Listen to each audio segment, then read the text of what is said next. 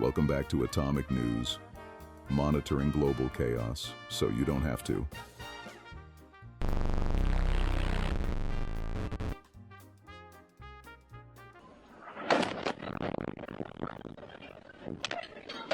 Yesterday, Ukrainian forces carried out a strike on a major Russian defense industry facility in the city of Bryansk, located roughly 100 kilometers from the Ukrainian border.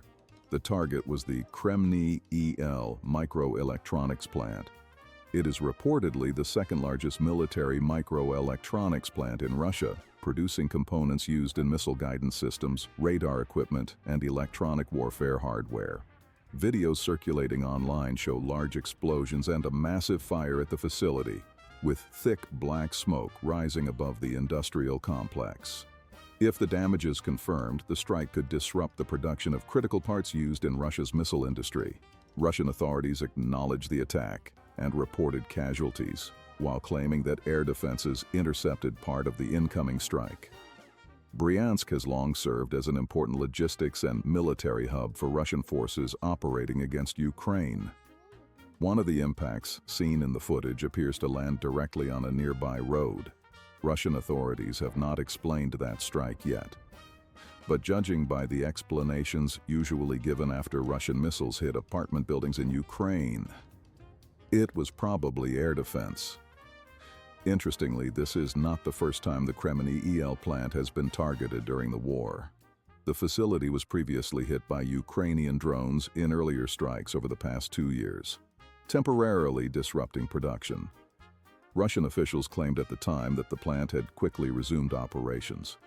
But the new strike suggests the facility remains a high-priority target for Ukraine's long-range strike campaign. And it is worth mentioning an important detail. The Storm Shadow cruise missile carries a warhead weighing around 450 kilograms.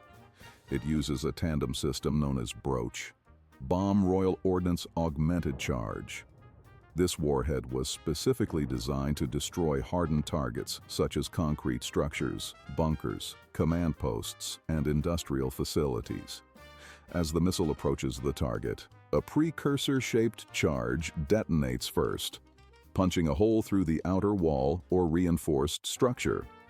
The main warhead then follows through that opening and detonates inside the building with a short delay. This means that the most severe damage happens inside the structure rather than outside, dramatically increasing the effectiveness of strikes against fortified targets. If the damage is confirmed, the strike could disrupt the production of critical parts used in Russia's missile industry. But the strike also highlights a rather ironic trend in this war. Ukraine is now launching cruise missiles into Russian territory, destroying military factories, and at the same time exporting advanced drone technology to partners, including the United States. Not exactly the demilitarization Moscow had in mind.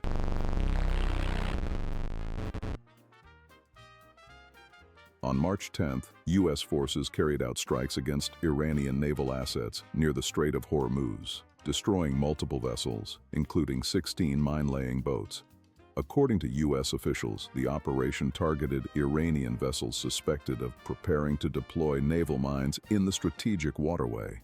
The Strait of Hormuz is one of the most critical maritime chokepoints on the planet. Roughly 20% of global oil shipments pass through this narrow corridor, connecting the Persian Gulf with the Arabian Sea. Any attempt to mine the strait could disrupt global energy markets and international shipping within days. U.S. officials say the strike was intended to prevent Iran from blocking the waterway and threatening commercial vessels. But even with the destruction of several Iranian boats, the strategic situation remains extremely fragile.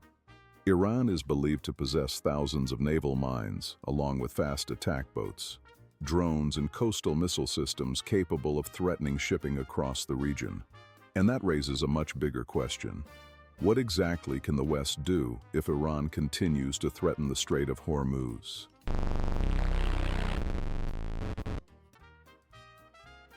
One possible path forward is continued military escalation. In this scenario, the United States and its allies would attempt to secure the Strait of Hormuz by force. That could include naval convoys escorting commercial tankers through the Gulf, supported by American and possibly European warships.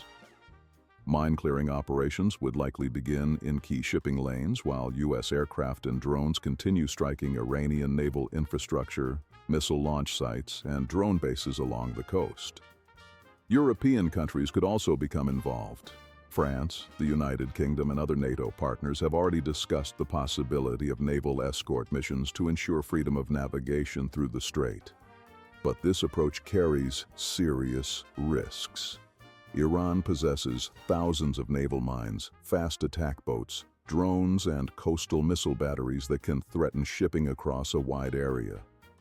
Even if the United States destroys part of Iran's fleet, Tehran could still rely on asymmetric tactics. Instead of trying to win a conventional naval battle, Iran could focus on harassment, occasional drone attacks, mine deployments, and strikes against tankers or energy infrastructure in the Gulf. That strategy would aim to keep the region in a constant state of tension. Another complicating factor is Russia. Moscow has a clear strategic interest in disruptions to global energy markets, which can drive oil prices higher. Russia has already gained extensive operational experience using drones and remote mining tactics during the war in Ukraine. Any exchange of technical knowledge or operational lessons between Russia and Iran could further complicate efforts to secure shipping lanes.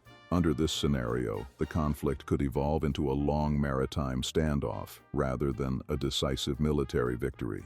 Instead of a short war, the Gulf could face months of intermittent attacks, naval patrols, and economic disruption.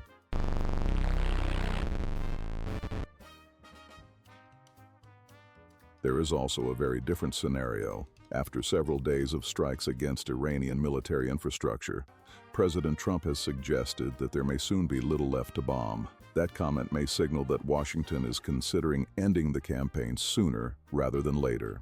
In this scenario, the United States could declare that the operation has already achieved its main objectives.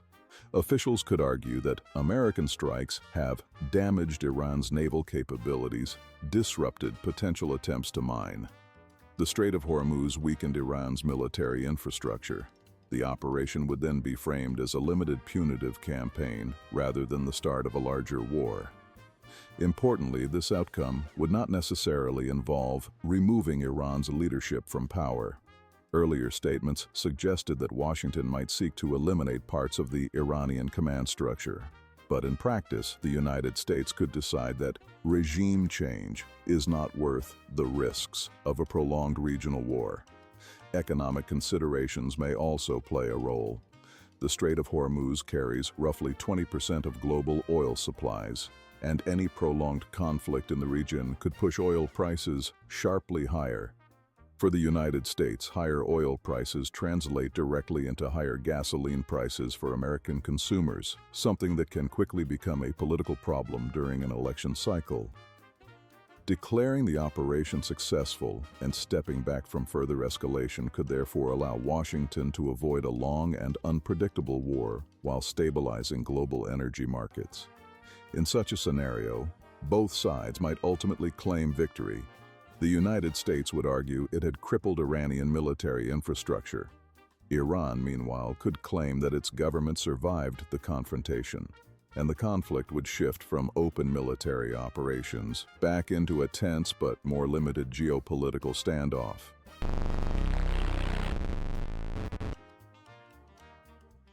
For now, the world may be heading toward one of two outcomes. Either the conflict in the Gulf escalates into a long and dangerous maritime standoff, or Washington declares the mission accomplished and steps back from a wider war. In either case, the political narratives may end up looking very familiar. One side will claim it successfully defended international security. The other will say it survived the pressure of the West. And at that point, you could almost imagine a phone call between Trump and Putin going something like this. So, what do you do when everyone realizes the special military operation failed? No idea. According to the schedule, everything is still going strictly according to plan for us. This is Professor Nuke, and this was Atomic News. Stay alert.